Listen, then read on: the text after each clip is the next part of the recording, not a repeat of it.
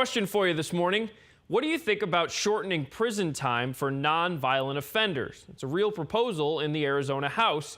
We're talking about House Bill 2808, and it's fairly simple here. This is what it says. A prison director can grant an early release for non-violent prisoners if they meet the following criteria. First, they have to be able to test out with at least an 8th grade literacy level, which would obviously encourage inmates to study and read while they are incarcerated. Second, they can't be foreign nationals. And third, it won't apply to prisoners with less than 6 months left on their sentence. So essentially, we're talking about inmates who are already kind of seeing the light at the end of the tunnel there. It's another idea to help alleviate the overcrowding of our state prisons. So we're asking, what do you think?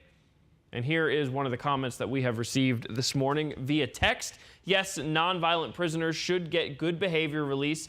For-profit prisons are driving prison rates up, and we need to reverse this trend. So keep sending us more comments. I'm trying to see if we can balance out the opinions here. Yeah. That's the only one we've received so far. So it certainly is a problem. We know at the overcrowding of our prisons, they've been everywhere, yeah, well documented. So that would be going through the House. We'll have to see if it gets passed. It's an interesting proposal, though. Yeah, we'll see where it goes.